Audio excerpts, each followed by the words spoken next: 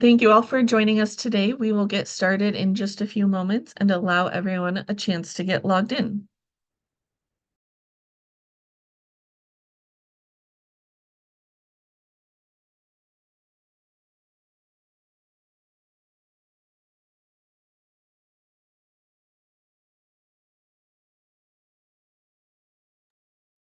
Thank you all for joining us today. We're just giving folks a minute or so to log in, and then we'll get started.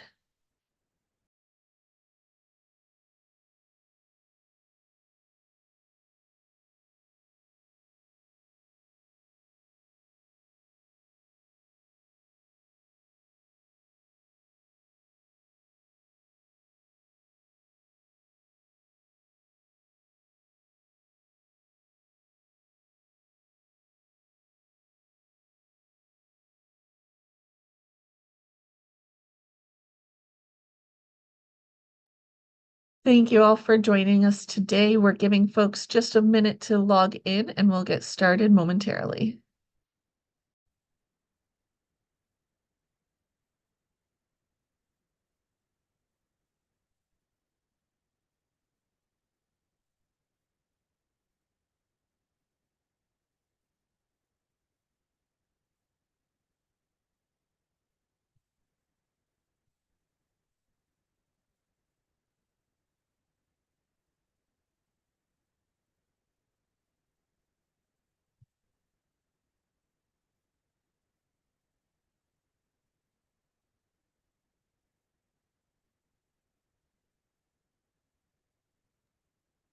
Thank you all for joining us today. I will now turn it over to ASH Executive Director, Laurent Hubert.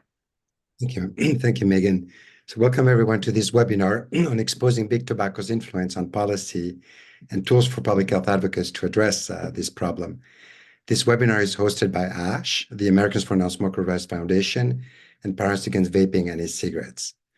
And so at ASH, we work internationally, and every time we're in an international forum that addresses tobacco, like, for example, the last round of negotiations for the Framework Convention on Tobacco Control last February, every time we're in an environment like that, country after country mentions big tobacco interference as the main obstacle to being able to implement public health policies at that national level. And that's in every area of the world, whether it's the Americas, Africa, the Middle East, Europe, Asia. So it's really a problem everywhere in the world, and clearly in the United States, as you will hear from the examples today.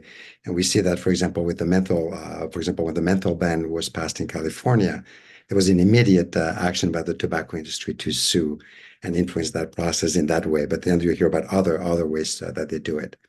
We have 4 excellent speakers who will speak on the topic today about industry interference and also the tools to address it. And then there will be ample time for a Q&A. If you have questions, please use the Q&A icon at the bottom of the screen and direct the questions to a specific panelist, and we will address him during the Q&A session. So I'll give the floor to our first speaker, who is Nichelle Gray, who's Manager of Engagements and Special Programs at ASH, who gives us an introduction of the topic and why it's so important. Nichelle, the floor is yours.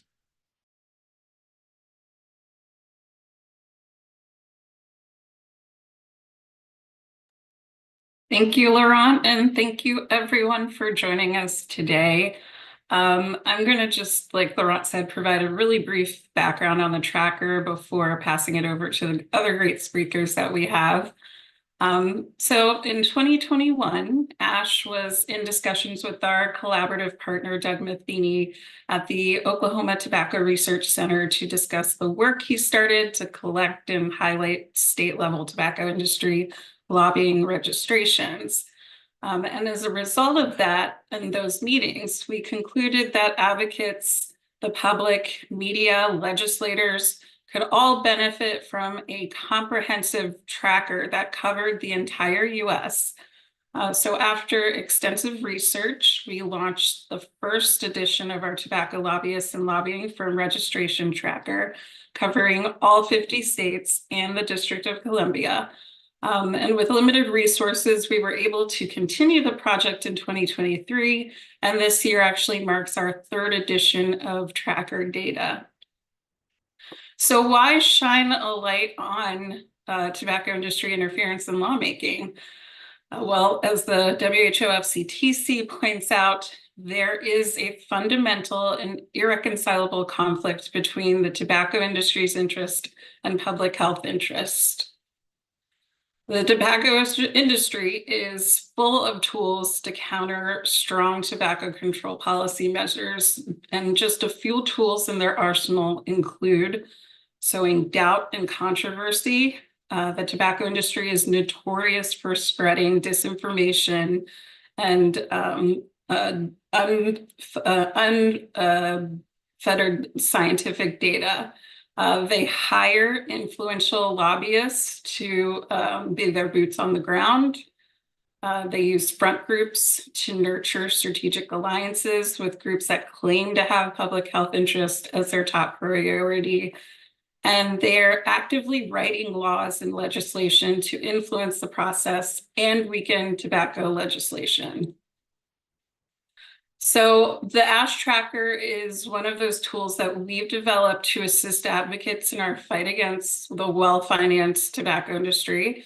And our aims are simple.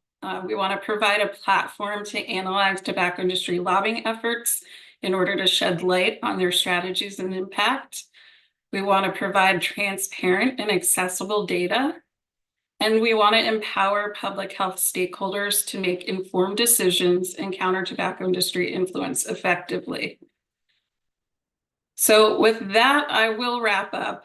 I just want to encourage everyone to visit the tracker site to read more about how advocates can use this tool, and to please send us your feedback, because we're always trying to improve upon our resources.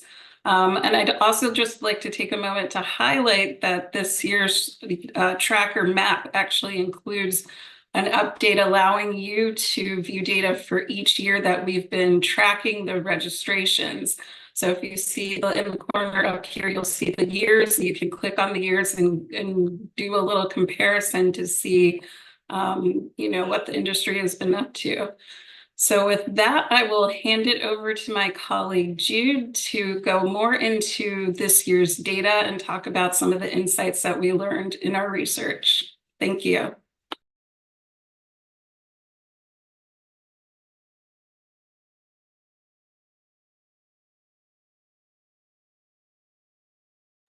Thank you, Nichelle.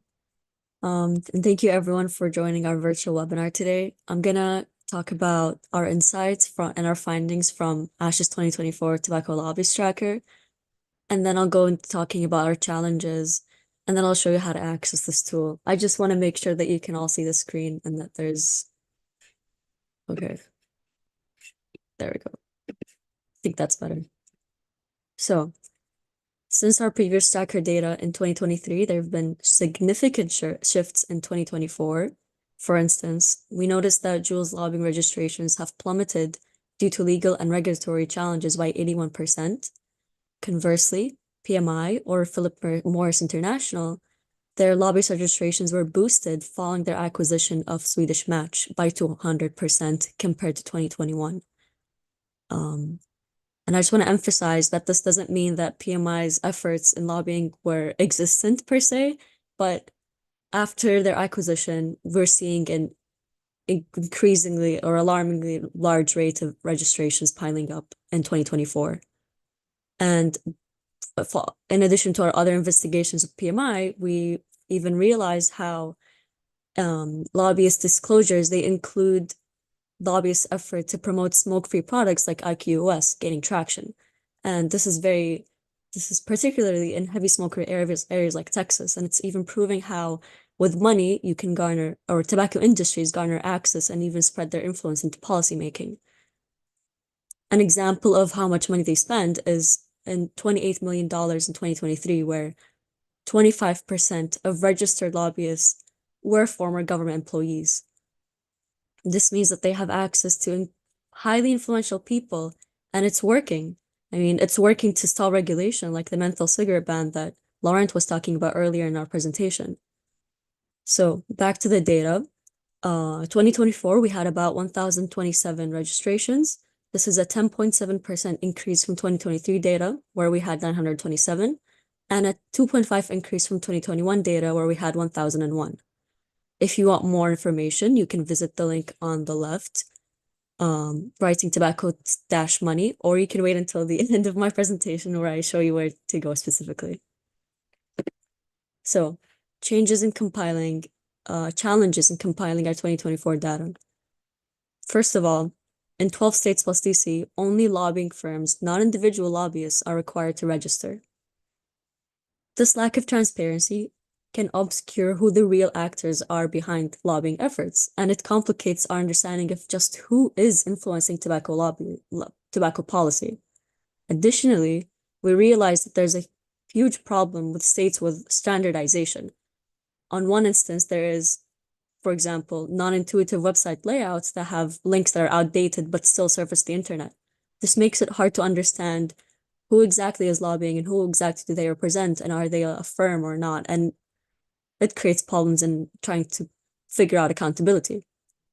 And unique to 2024, we discovered that there's even a lack of standardization and registration requirements with the state of Nevada.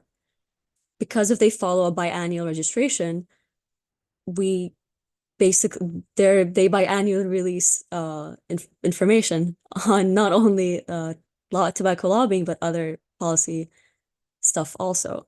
And this, again, makes it hard to aggregate data and compare it more accurately. But the solution is with ASH, because with our tobacco lobbyist tracker, we aggregate publicly available state-level registrations, and we offer links to specific dates that are up to date for easy access and much needed cohesion. So, what can you do with our tracker? You can take action. The idea is just like, the idea stems from accountability, just similar to open source, where we hold policymakers accountable and industries for their actions. Again, like Nichelle highlighted, tobacco companies, they profit, and their profit motives conflict with public health, and that's why they have to be excluded from policymaking, as outlined by WHO's FCTC Article 5.3. This is where tools like ASH help with monitoring industry lobbying, which makes it easier for us to investigate, understand, and counter their influence on policy. Lastly, this data that comes from our tracker, it empowers advocates and advocacy for targeted outreach, stronger regulation, all in all to limit tobacco industry interference on public health policy. So, I'm going to go through and show you how to access this information. Allow me 1 second. There we go. So if you go on to the ash.main page, writing in ash.org, and if you hover over to the solutions bar, you can find our US Tobacco Lobbyist Tracker. Over here, you can find main information. And in the sidebar there, you can investigate and figure out what companies we track, our research methods and limitations, and even add more feedback that's much needed, such as Nichelle highlighted. On the sidebar, you have all the states listed in order and our integrative and immersive map. I'm going to choose to see Wisconsin because I'm a W-Madison junior.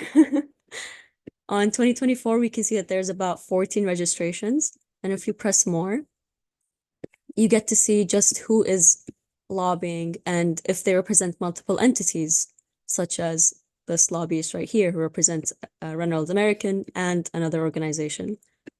And again, we have, for example, here 14 registrations compared to 12 lobbyists, which emphasizes how if we weren't tracking lobbyists this carefully, we wouldn't be getting accurate data to represent and see how much influence they have into policymaking. Last thing I want to show is going back into the main page. If you scroll over, you can find our very well-made infographic. Please look at it. And under the state level registration trends, there's also our state-by-state comparison of 2021, 2023, and 24 data with all the states also there. And it's very, you can get lost in it. It was very fun to make. This is what it looks like. We have Altria, RAI, and all of our states. And you can just see over the years how there have been changes. It aggregates, hold on.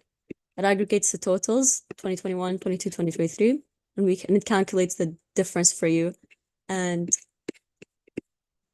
just overall aggregation made for you. Thank you so much for listening, and I'll leave it over to our next speaker. Thank you, Sarah, very so much, Jude. And as you can see, this quite a useful tool.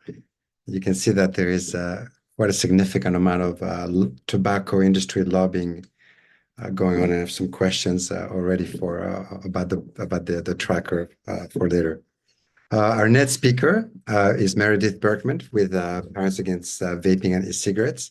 Will give us a bit of a practical application on how a real world example of how we could or how to use the tracker tool and discuss how it can be used and the significance in advocacy at the local level. And we're very lucky to have an amazing advocate who can tell us and give us examples of how to use it. So, and I hope you're listening and can replicate from our examples.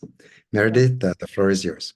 Thank you so much, Laurent. And I really appreciated seeing, I have to say, I hope this won't be taken the wrong way, but this tracker, I could summarize what I want to say in 2 words and then we can move on, which is tobacco lobbyists, big problem.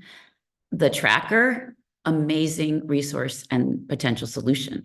I mean, that's it, right? Because we all know that the tobacco industry is insidious and it is shape-shifting. This is not something that isn't often said in conversations like this. I think one of the problems is that the tobacco industry has historically been many steps ahead of everyone, ahead of public health, ahead of what the ultimate truth will be revealed about their products.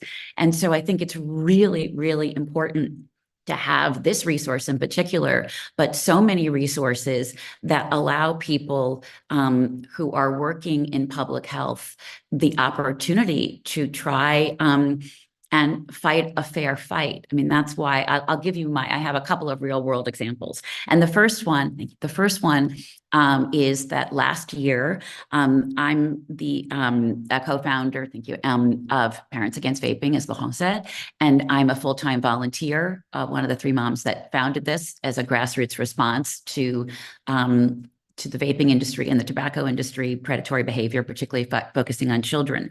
And we are run and powered by volunteers around the country. And one of our volunteers, I believe that she was in Florida, actually, had reached out and said, through a friend of a friend or some kind of connection, she was supposedly on LinkedIn, she was contacted by someone in the Midwest who was a publicist, who said she'd be very happy to help this volunteer advocate of ours write an editorial in her local newspaper about vaping.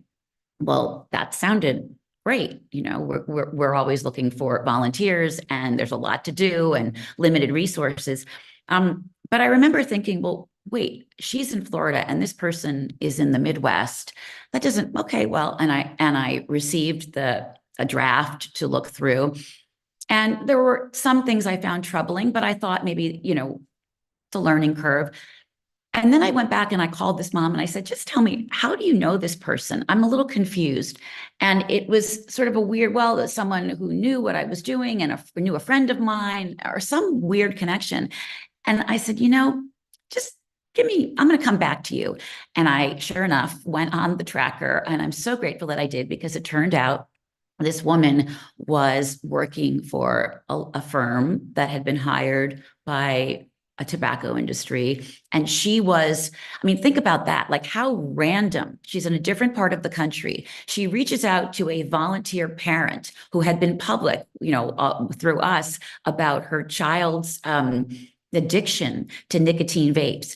And what she helped her to write, it was okay, but there were some key things that I had to correct. It was just focused on disposable flavored vapes. It didn't talk about the broader issue of flavored tobacco. It didn't give that context. And I have another example, actually. Well, just to be clear, she never spoke to that woman again. And I actually emailed the woman and said, I just want to ask, so I noted that you're working with a lobbying firm. Who are your clients? Well, I knew who her client was, and that was the end of that person. She never wrote back. And another example where something like this is so invaluable is that a partner of ours, another national partner, was asked by someone had reached out about some legislation about vaping, and they asked for an introduction to our organization. And again, on the surface, this piece of legislation seemed like something that would be in alignment with our goals. This was, again, it was specifically just about a disposable flavored vape. It was, and I, looked at it, and I thought, well, that's interesting. Who is this person who wanted this introduction? And once again, I mean, this one was very glaringly obvious, but I double checked with the resource. And sure enough, this was an industry lobbyist who was promoting a piece of legislation that on its face might have, as I said, seemed in alignment with all of our goals, but it represented the industry's push, which seems so counterintuitive, but is not, to push for legislation that ends sales only of flavored disposable vapes, because that's the industry's way of essentially keeping the market open for tobacco industry-owned flavored products. And it also defangs our ability to fight for, at the federal level, ending sales of all flavored tobacco products, including menthol cigarettes, which has never been more important, as we know, and as was mentioned, tragically, and I don't say that lightly because it will impact so many Black lives, but the administration's decision to unfortunately push off and delay further what has been delayed for so many years,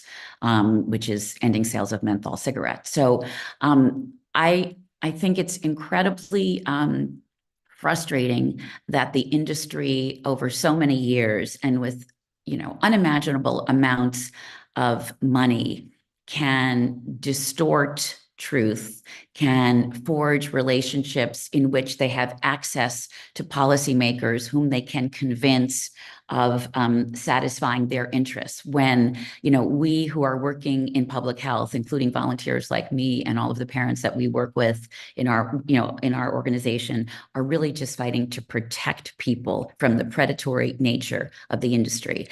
Some of you, I'm sure, will recall the book that was made into a film. It's called Thank You for Smoking by Christopher Buckley. It came out, I think, in 1994, right after the famous Waxman hearings, where the seven dwarves, the seven heads of the tobacco industry, stood up in Congress and asked if nicotine was addictive. And each one of the dwarves said no. And that book, which was made into a film, was a really hilariously disturbing parody of the tobacco industry lobbyist, and I think the gun lobbyist, but it was really about the tobacco industry. And tragically, we're at a moment now where I often think if I were smart, I would stop doing this and I would write the book Thank You for Vaping and reveal the newfangled insidious behavior of those who are peddling are perverting the truth for the tobacco industry. So I think we should also remember, as public health advocates, that there is so much that is public about meetings. You can get a lot of information about public meetings and with different people. And I think that if you're interested in staying ahead of the tobacco industry. I mean, just the fact, as Nichelle said earlier, that there's a 10% increase in registration from 2023 to 2024. Now, let's say the average person who's thinking about vaping would say, well, the Joud lobbyist, so Joud's not a problem anymore. Well, that's actually not true. Joud has two pending applications before FDA for tobacco flavor and menthol flavor.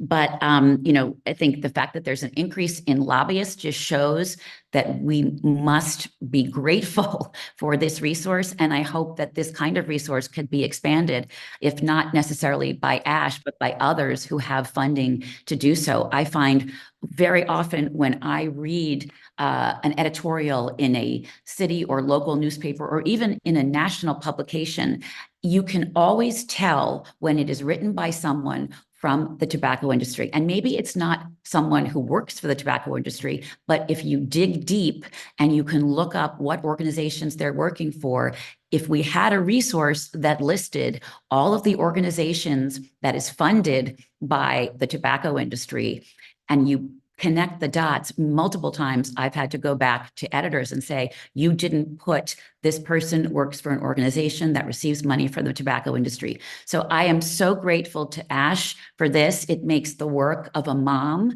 who is fighting alongside other moms to protect this generation of children from the predatory behavior of the tobacco industry that much easier and hopefully more effective.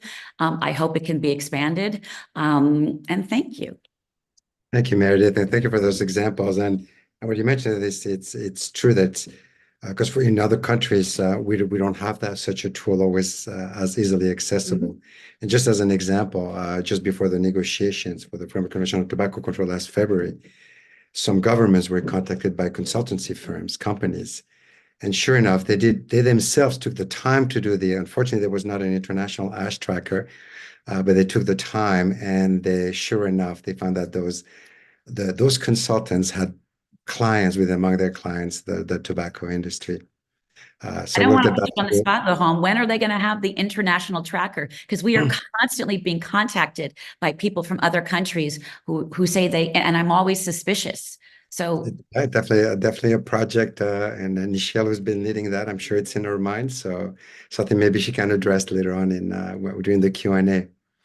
Our next speaker is Traci Kennedy with the American for Nonsmokers Rights Foundation, and she will delve into those very unfortunate ongoing challenges that we're dealing with the tobacco industry, obstructing public health policy, and she will highlight some tools like the tracker to unveil those and how we can use those.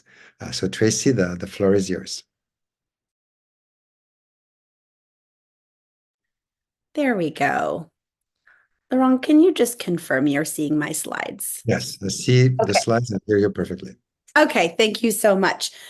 Well, today, so I am representing Americans for Nonsmokers Rights and the ANR Foundation. We are a national advocacy organization that for more than 40 years has been focused exclusively on the issue of smoke-free air, but also on taking on the tobacco industry. And while a lot of what Meredith says resonates so much, first of all, don't mess with moms. If anyone can take on the tobacco industry, it's moms. But, the industry has just kind of been recycling the same ideas and principles over time. So the best news I'm going to give today, I'm going to deliver to you first, is that we know what to expect. And having tools like this tracker help inform us even more of not only what to expect, but who to expect. So it's been a long time since we've been surprised by industry tactics. And what's important is that we know what to do to address them. So that's the best news of the day. So the perspective I'm sharing with you today is based on my experience working with coalitions at the local and state level here in the US, mostly in Midwestern states in the middle of the country, where you still have really high smoking rates, high tobacco industry influence, but also some states in the Northeast where you might not think it's as prevalent. So let's just dive right into the content.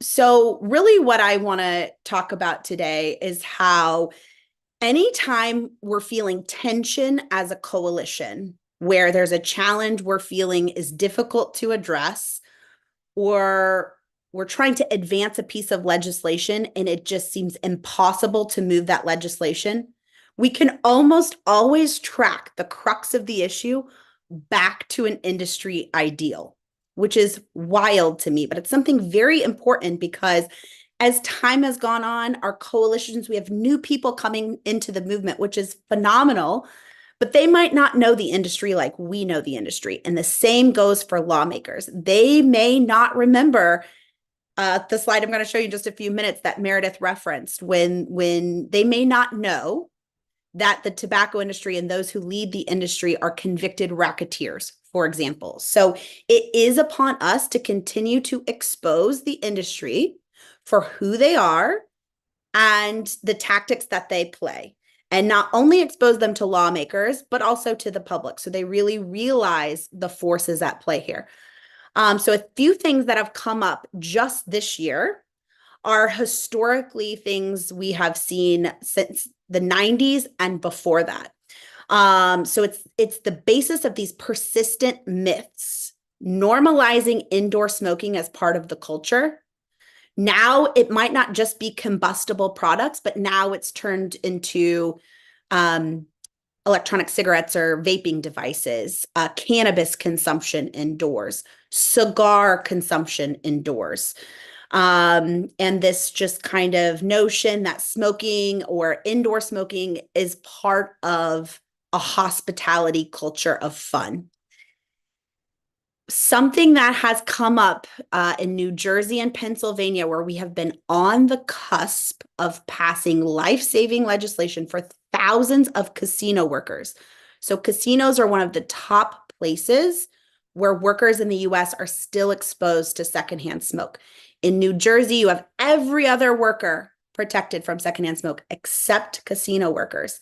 And this year, the Casino Association presented this idea of ventilated smoking rooms on the gaming floor, a concept originally suggested by Philip Morris PMI as part of their accommodation and option programs. We went into the University of California, San Francisco Legacy Library, which is a great complement to this tool. So not only can you find out who the lobbyists are, you can go right into the Legacy Library and look through tobacco industry documents and look up something like smoking rooms and see their documents from 1993 suggesting that smoking rooms are a reasonable way to accommodate both smokers and non-smokers, even though now we know unequivocally there's no safe level of exposure to secondhand smoke. We are seeing these ideas presented to lawmakers as a reasonable compromise to eliminating indoor smoking. So it's important for us to connect those dots. And so if you see media and news stories about what's happening in New Jersey, you will see Americans for Nonsmokers Rights and casino workers talking about this as Philip Morris smoking rooms, because we are working to connect the dots between industry concepts and what's coming up in state legislatures.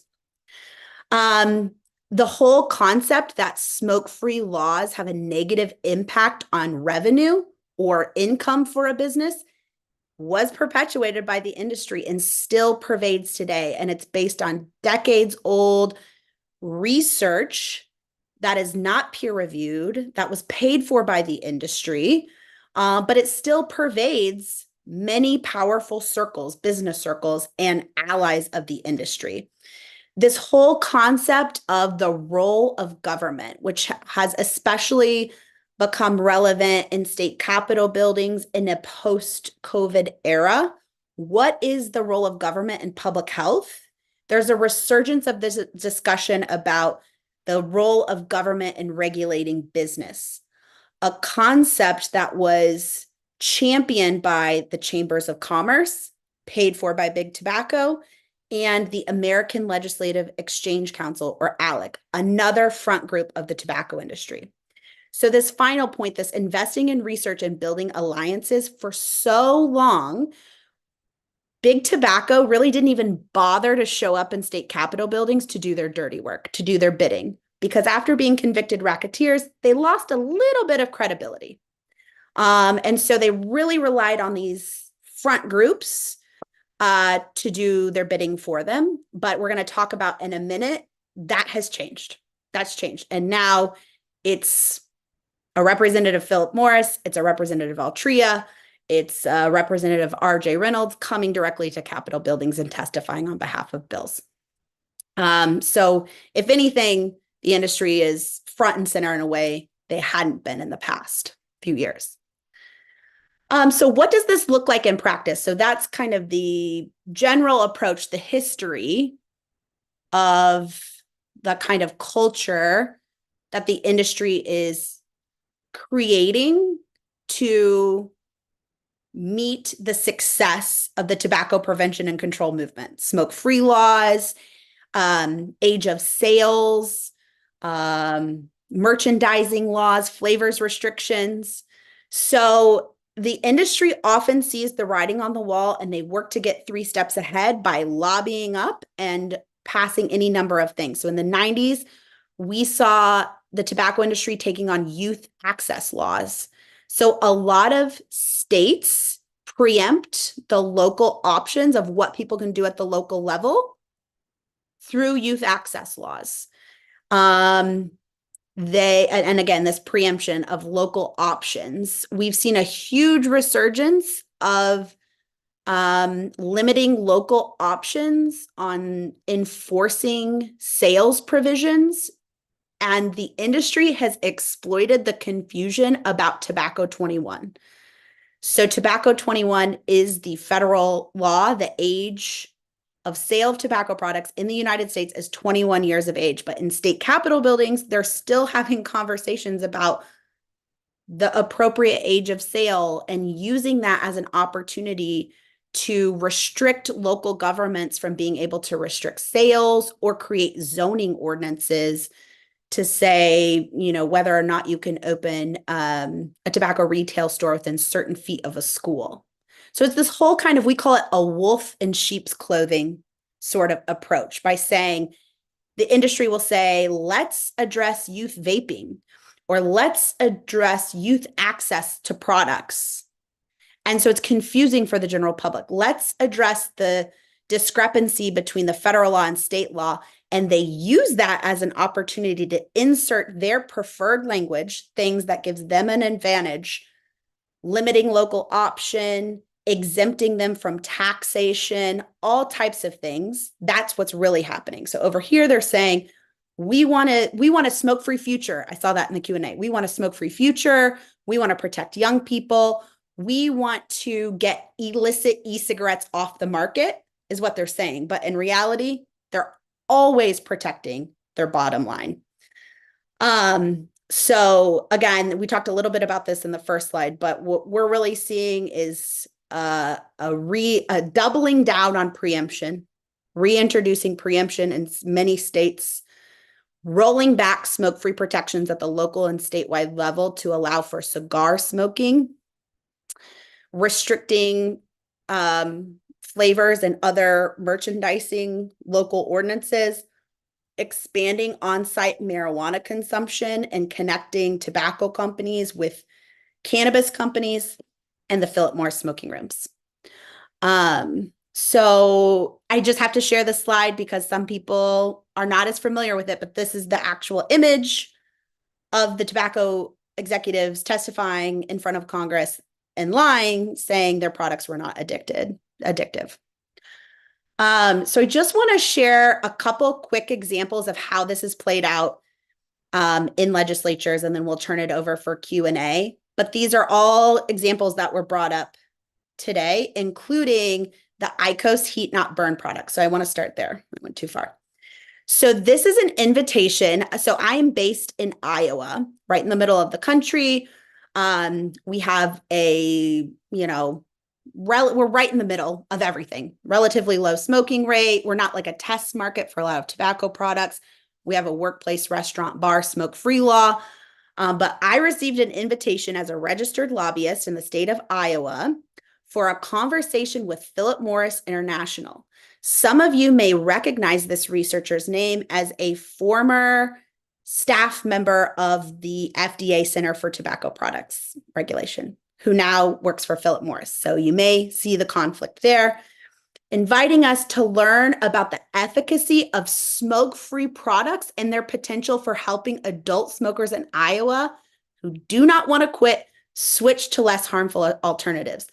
This invitation came on the heels of the introduction of a bill in the Iowa legislature to exempt and preempt heat not burn products from tobacco taxation and regulation. Not a coincidence.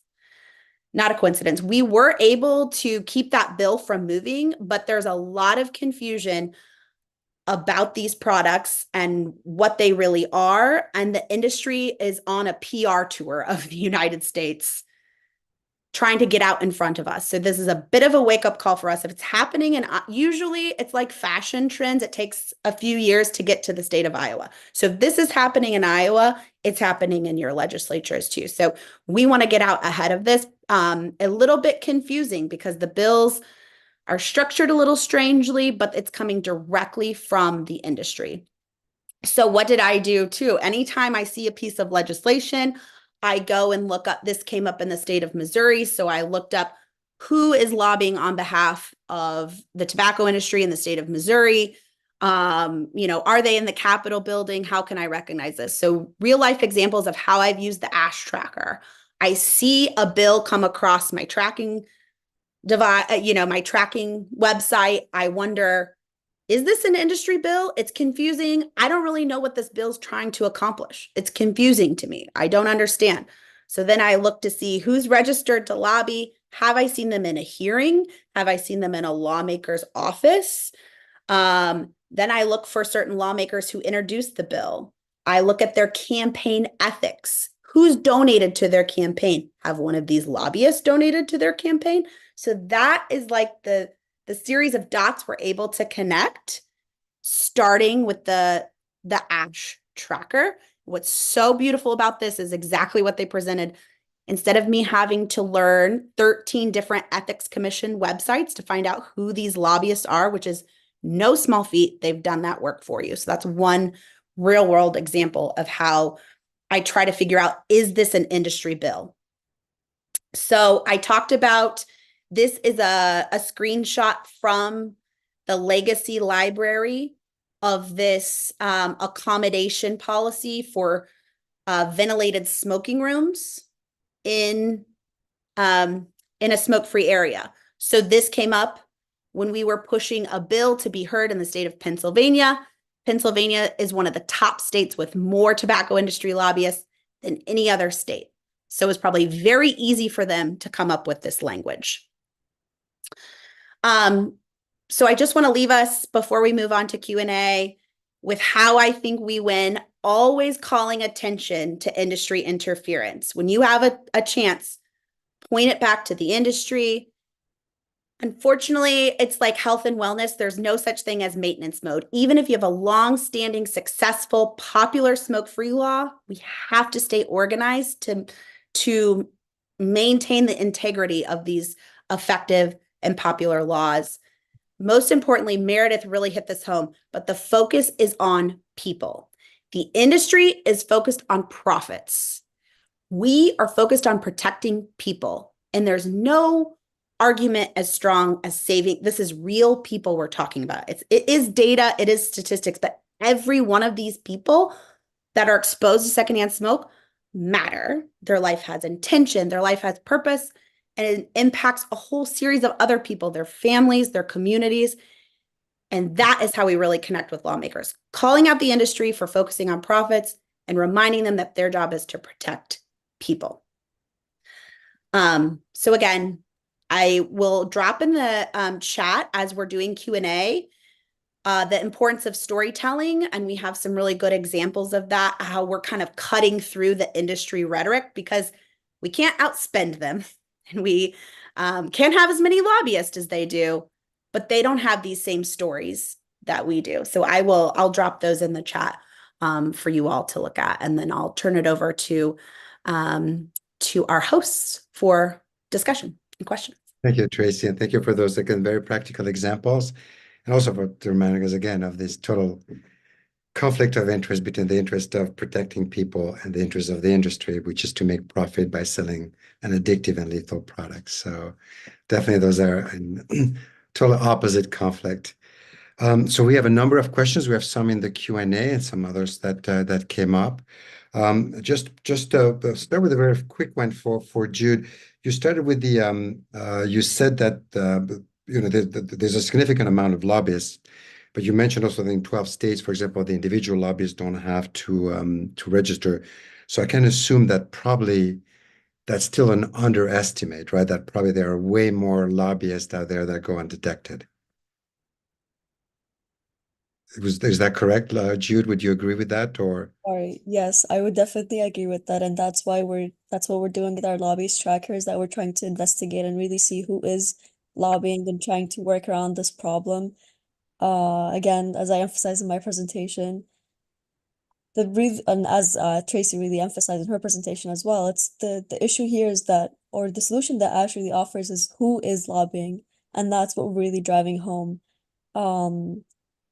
So throughout investigating every state, if advocates can work around and use Ash's website, then I really believe that we can effectively and cohesively create positive change with data. So thanks, Jude. And Meredith, I have a question for you. So you gave this very clear example of how you use it to basically uncover the relationship between someone who was offering to write an article and a policy paper and their links to the industry. Have you also, and then I think that Traci alluded to that a little bit, have you been able to use it for media purposes, or to also to take for another step to maybe in some cases denounce industry interference when a public health policy is being debated or being considered at the state level or the local level?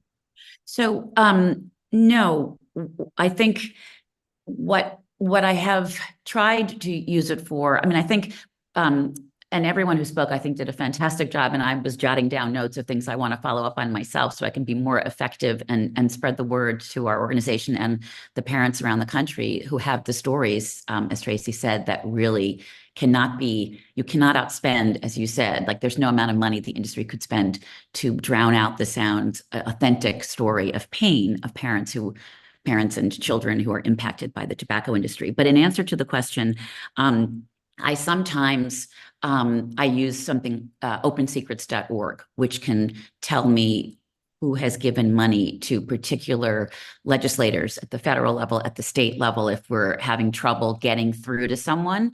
The media aspect is something that I find that when I read something that is just so glaringly obvious to me, has the canned sheen coming from someone in the tobacco industry, because we know what their arguments are and they know what our arguments are, but there's truth and justice and light, and then there's profit and poison.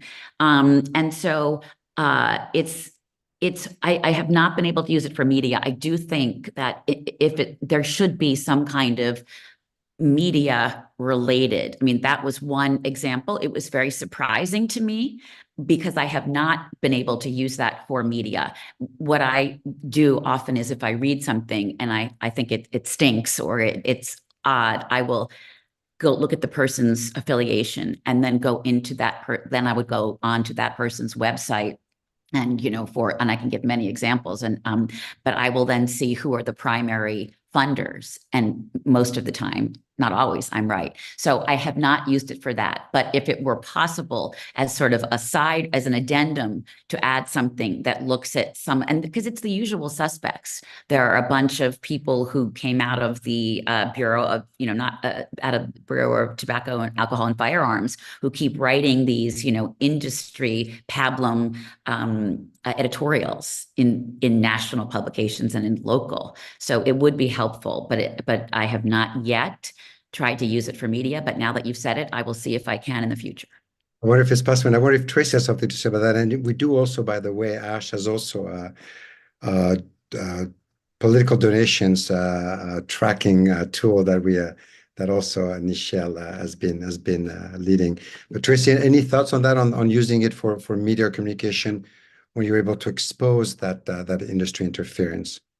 Yes, we have used that direct link, especially with our project I just spoke about in New Jersey, especially when legislation has stalled and it's failed to move through the legislative process. And that's exactly what we've done in New Jersey to kind of call out, especially lawmakers who flipped their position, who said that they would support the bill or even co-sponsored the legislation, but then when push came to shove, wouldn't vote in support of it. So we would send a press release from either Americans for Nonsmokers Rights, or we'd work with casino workers to send a press release to show either who testified and who they're lobbying for, or we would actually expose direct links between that lawmaker or a member of the administration, their connections to big tobacco, or in this case, also the casino gaming industry in both ways. So we're not afraid to call attention to that, especially when people fail to act the way that they commit to casino workers that they're going to vote a certain way, and then they don't make good on that promise. Very interesting. There's a question, Meredith, for you. Meredith, are you finding that there is an increasing number of tobacco lobbyists that are focusing on vapes and flavors and alternative or synthetic nicotine products, such as flavored or oral nicotine pouches or flavored disposable vapes? This person is saying that we are seeing a great deal of legislation here in Louisiana that seems to be cut and pasted from other bills on state registries and changing definitions of synthetic and alternative nicotine or tobacco products to differentiate them from traditional tobacco products such as combustible cigarettes. I mean, absolutely. I think that, and I gave the earlier example of a bill that was, was trying to get a foothold in Congress that is on its face something, of course, I think we would all support, let's get rid of flavored. We only focus on flavors and children, flavored disposable vapes. Now, we've done a lot of work on this. We know that the majority of those products are coming into the country illegally from China with no regulation.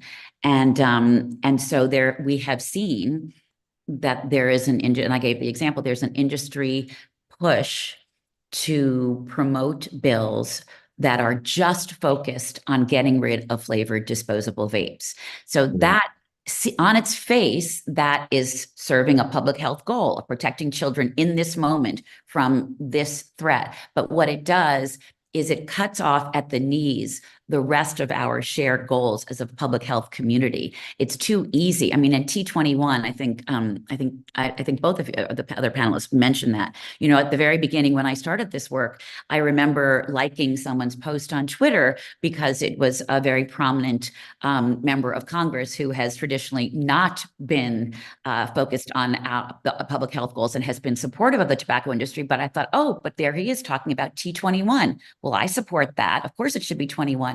But it can't be pick and choose. So what the industry obviously is trying to do is to pick off various arguments that we would all agree with. And we all know, certainly from the menthol, the reason that we're still fighting menthol is because in 2009, when all the flavored cigarettes were taken off the market, but for menthol, and here we are, and it's still there. You can't let them take our goals and choose the ones that serve their interest in the short term, but are really promoting their interest for the long term. These people are playing for keeps. One thing I wanted to mention, if it's okay, Laurent, about the picture that Traci used of the 7 dwarves. They are actually in that picture about to be questioned by then very young Congress member Ron Wyden, who is now, after many years, is senator and head of the Finance Committee. There are people in Washington who remember the history, and I think we as public advocates should be reminding them. And related to the question, yes, these new products, we have to make it clear to legislators, old and new, that the industry, this is all part of their plan to rebrand themselves. And the worst, most blatant example is when the day before World No Tobacco Day, I think it was last year, the front page of the Financial Times had a story, a profile of the CEO of PMI, and it was all about his attempt to make Philip Morris an ESG company. And I went online when I was listening to others here to see that PMI now has their own ESG KPI protocol. They have their own ESG index. So let me get this straight. You have a sustainability commitment for a tobacco company. Well, all of the products that were mentioned, these vapor-based nicotine products, and Traci mentioned this, the vapor is not harmless. We already are seeing scientific evidence. We know these products are harmful. And so it's just the old bait and switch, or as my late mother would say, money talks, baloney walks. They are reading the room and they are reinventing themselves. And so resources like this and conversations like this and promoting to legislators at the state and local level, at the federal level, to the public, don't let them get away with it. We cannot let them get away with it. And by the way, on that point, cannabis is a word that is used by the tobacco industry. You mentioned the Philip Morris rooms. Cannabis sounds so medical. It must be medical. This is weed. And guess who's investing in weed outside of the US? The tobacco companies, because they're waiting for it to be federally legal. I'll stop ranting now. We've seen that they've been doing that in Canada. So the next question is for you, Nichelle, and it talks about this. And there's a question in the Q&A: is the tracker expanding to other products, cannabis, marijuana? And can you tell us a little bit about the future? What's your vision of the future of the tracker? And also, could you go international, for example? But tell us a little bit what your vision is of this amazing tool. Yeah, I think we've had discussions over the past couple of years of doing this work that, there is a desire to see this expanded to, further reveal some of the industry's surrogates and focus groups and different, different actors for the industry. So we would love to expand it in that way. We have not yet talked about the expanding into cannabis, but that's something that would also be on our list of discussion items for an expansion. And then expanding internationally, I've also heard a lot about as well. So that's something that we would love to work with partners that, ASH works globally. We have a lot of partners in other countries that we would utilize to help us beef up an international resource and the ability to do that. So I think, the potential is there. It's just finding the right network to get all of that information together, and we would love to do that. I'm conscious of time. So what I'm going to do is I'm going to let each of the panelists give the final words. This way you can also address any of the unanswered questions if you want to that way. But each of you has final words, but try to keep it within 40 seconds each. I'll go from my right to left on my screen. Meredith, why don't you go first? I think I've said enough. I appreciate so much the opportunity to participate in this webinar. I so much appreciate this resource, and we need more resources like this. And we have to try to stay ahead of an industry that has historically been ahead of the work that we're doing. I just want to say one thing about IQOS with the remaining 10 seconds. Someone asked about where that's being promoted. It's really scary if you consider that based on the 2023 National Youth Tobacco Survey, the numbers show that the percentage is small, even with IQOS just now about to be finally piloted here in Texas. I think it's Texas. There were over 200,000 middle and high school students who reported they were using heated tobacco products. And I find that really troubling. But thank you so much again for everything you're doing. Thank you, Meredith. Traci. I just wanted to say there's some great questions. So I invite you to reach out to me after and we can continue this dialogue. But I think the two things I will leave you with is that, again, lean in instead of leaning out. And you don't have to be an expert. You don't have to know every lobbyist or who donated to what campaign. You don't really need to know any of that. To be able to take on this issue and to share your personal story.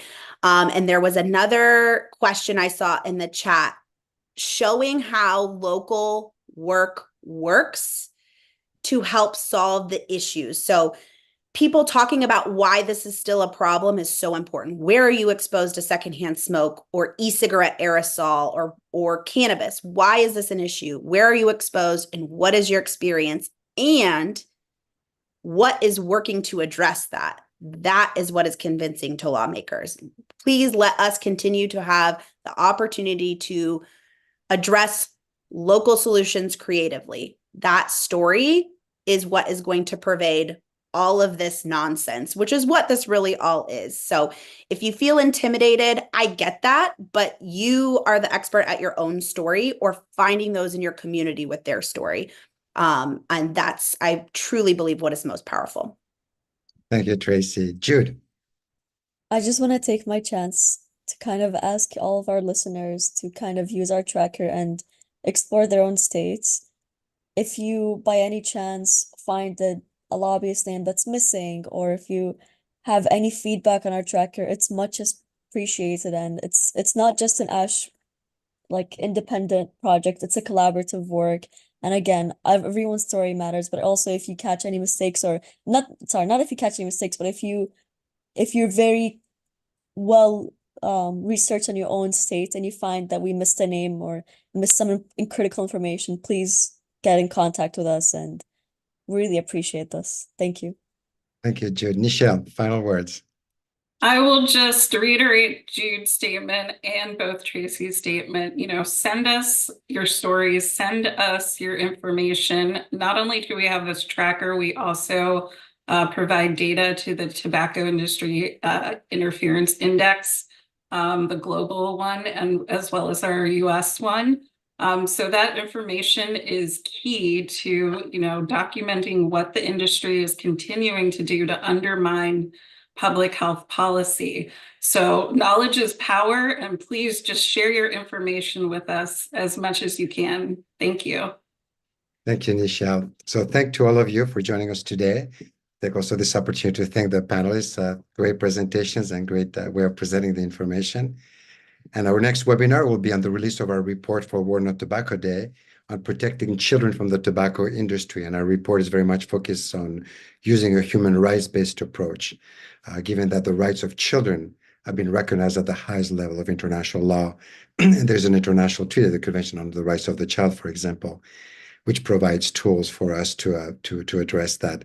And there's also other treaties, including some that the United States, human rights treaties, including some that the United States has ratified, like the Convention Against Racial Discrimination, that we can use to protect children from the tobacco industry. So join us for that. The date is not yet set, but will be announced, and you'll be informed as soon as the date is set for that webinar. So thank you very much again for joining us today, and hope to see you again in our next webinar.